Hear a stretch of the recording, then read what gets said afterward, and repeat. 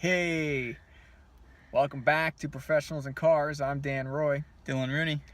Got a hot one again for you today. Lots of excitement, lots of laughs. Topic of the day: ways to break up your day at work to get you more productive and motivated. You have a long day at work. You got to have tricks, little things to get you through the day and get you. All right, let me get to 2:30. If I can get to 2:30, I'm going to enjoy this.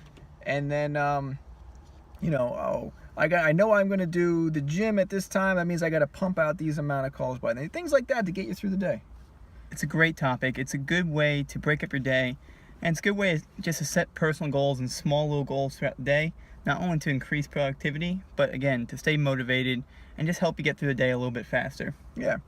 So, one definitely that we use, like I mentioned, is the gym, right? So we go to the gym around lunchtime or whatever, maybe a little after lunch, and we say, what time? 12:30, 1 o'clock, great. Well, now I know I'm working through lunch, and we got to make that hour productive in order for me to get away with an hour away from my desk. So I gotta pump out my tasks, whatever I got to do, before 1 o'clock.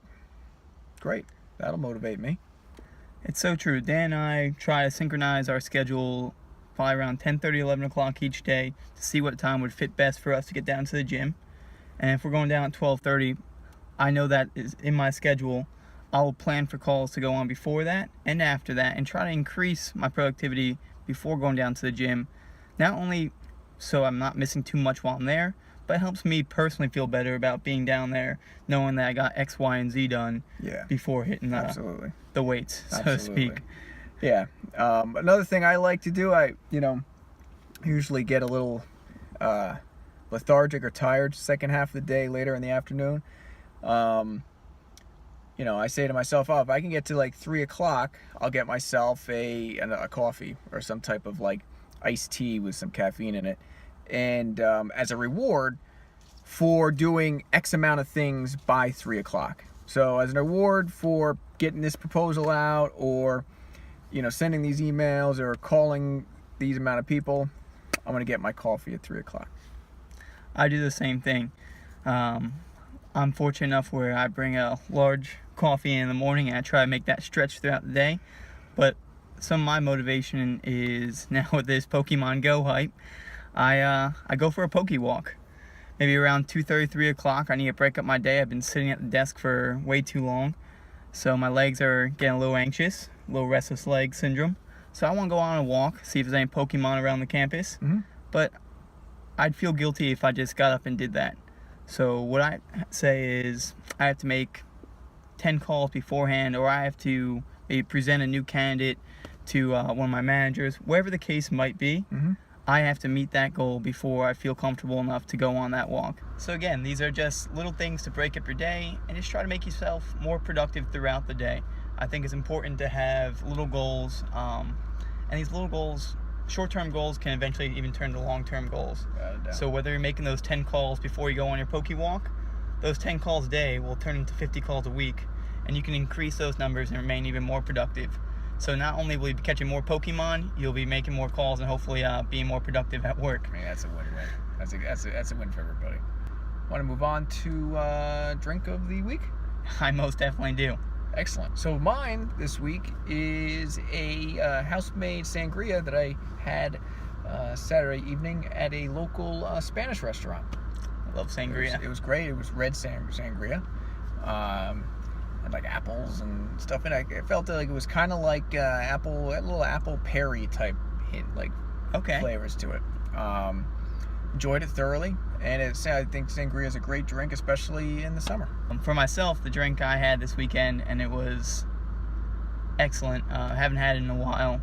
I enjoyed a few Red Stripes on Saturday, and again, it's one of those summer beers. For me, Corona, Red Stripe, it's definitely a beer that January, February, it doesn't even cross my mind.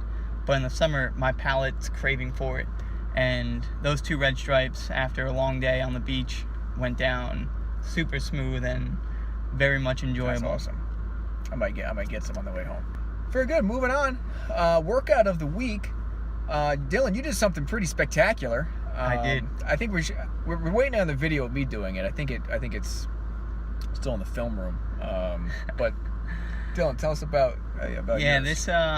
This workout this week was a long-term goal I've had for well over 2 years, and finally this week things just clicked and I was able to do one, and now I feel very comfortable. It's called a muscle up. If for people that are familiar, it's commonly seen actually during the Olympics, during the gymnast routine, especially on the rings, but this is done on the bar for myself. It is a pull-up where you pull yourself all the way up into a tricep extension. So you're going well above the bar, chest is well above the bar, and you're pushing all the way up. And for so long I've had issues getting myself to almost flick my wrists so I can push myself up. This week, this kid was kind enough last week to give me a quick tutorial. I tried a few times, still wasn't getting it. Yeah. I tried fresh this week. I cranked one out. I felt awesome about it. I went down to the gym at our work, and I cranked another one out. I'm just super hyped about it. So. As you should be. But I think we want to talk about what I'm sure you guys are all curious to know. Everyone out there wants to know, well, how we do in the race? Last week's 5K was a complete and utter disaster. Yep. We get a email at 5:45 when the race is supposed to go off at 7:30, informing us that the race has been canceled due to extreme weather. Now, we definitely did experience storms that day, but it was beautiful out by 5:30. Sun was shining. Yep. Now, they were claiming that the trees were down on the course. Okay. So we were fine with the news at first after being a little upset. Then we received an email informing us of a rescheduled race. Yep. And what are those details about that race, Dan? This race is not a 5K anymore. It's a 2-mile run or walk. You can walk it, and it's not timed. I can walk 2 miles around my neighborhood and not time it. If I wanted to do that, what's the point? I do not see the point. Verizon, you are a huge company. You had this corporate 5K that I was extremely gung-ho about, super excited. Dan and I spent some serious time training for it, supporting the event, and then you come back to tell us we can do a 2-mile race / walk / run, and we're not going to time it? All we're asking for you is to time it. Yeah. That's it. I want to know how much better I am than all these other slowpokes. And I want to ignore all the people that are faster than me. That's my choice. I still am extremely peeved by this whole situation. I'm fine with the fact that it's now 2 miles. Whatever the race is, call it a race. I signed up for a race. Time me as if it was a race. Yeah. It's amateur hour. Verizon, you're better than that. If I had you, I dropped you. I don't have you. I'm going with Sprint. I can hear them now. Yeah. Sprint's just winning day after day after day, and Verizon's just slipping. Just dropping the ball. So let's shift gears. Let's go to best thing we saw all week. Okay. You want to start us off? Yeah. So you offered. So the best thing I saw all week was on YouTube. So it didn't just come out, but I just caught it on YouTube. It's a video of Hannah Storm from ESPN interviewing Carl Douglas, which is one of the lawyers on OJ's team. He came from Johnny Cochran's firm. This interview happened when they were doing the documentary series, 30 for 30 series, 5-parter on ABC and ESPN. So this interview had to do with that. And it's just it's just such a good interview. He's so well spoken. He's so honest. His articulation is just like, it's just so funny, but yet intelligent and honest. It's really hard to explain, but it's such a good interview. I can't say enough about it. That was cataclysmic. That was death-defying, if you will. That was one of a kind. That alone would raise reasonable doubt in a fair-minded jury and cause them to challenge the efficacy of all the evidence, even in a 9-month trial. What was your best thing you saw all week? Best thing I saw is this week was actually my sister moving into her first home. So she was Excellent. able to Congratulations. move out and buy herself an actual home right over here in New Jersey, and I'm extremely, extremely proud of her. That's And great. the reason I think this is the best thing I saw all week, not only because I'm so happy for it, it's such a big accomplishment of hers, is this new trend, I think, that's definitely going on. Rather than people of our generation getting a job, moving out right away from their parents and getting an apartment, they're trying to find a job maybe closer to where their parents live, closer to their original home, and staying at home for a longer period of time than what the norm used to be. Yep. Saving up money, and rather than living paycheck by paycheck and sending a paycheck right to your landlord, they're trying to save that up and invest in a house. And that's definitely my goal down the road. I think it's a smart goal. I think it's just very, very hard to work week by week and then hand that whole paycheck over to a landlord just not to see it again. At least with the house, it's an investment, and you should be able to get it back. Absolutely. So It's completely different story. I like that trend, and more importantly, I'm just extremely proud of my sister for being able to accomplish such a That's fantastic. huge task and goal like that. It's a big deal. All right, so not enough people are talking about. That's right. You want to go first this time? I most definitely do want to go first this time.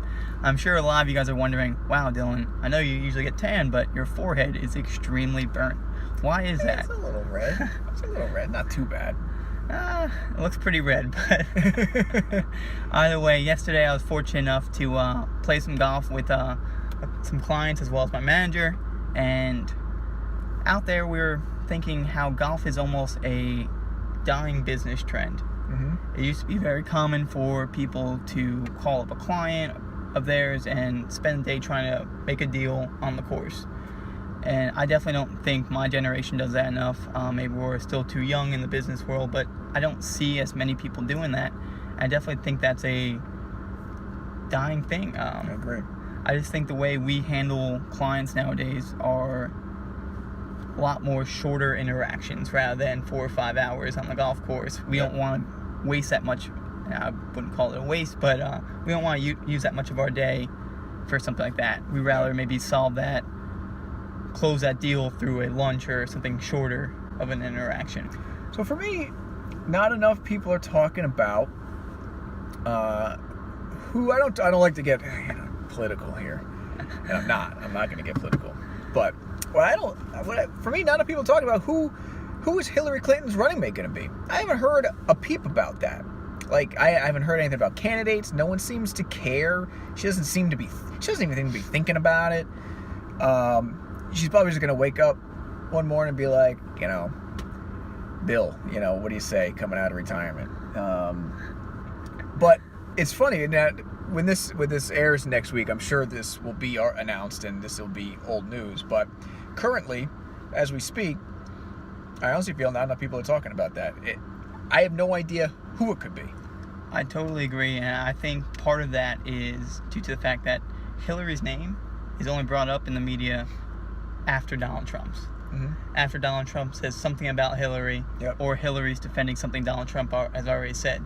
Her name is rarely the first one mentioned in the media, so I have not heard a peep, similar to yourself, about any running mate of hers. No idea. They were asking, Trump about his running mate months ago. Oh, you're going to pick Christie, or who are you going to pick? You're going to, and then he finally picked Pence, so now we know that. But they were talking about who he was going to pick for months before he did. No one seems to care about Clinton. I think in more ways than one, but yeah. Yeah. Is she going to ask Bernie to, be friends with her again? Like they were when they first started? We'll see. Doubt it. I think that's about it. I think that's all we have for you today. I think that's an efficient run. Another solid episode by us, and we look forward to hearing what you guys have to say. Thanks so much. See you next week. Take care.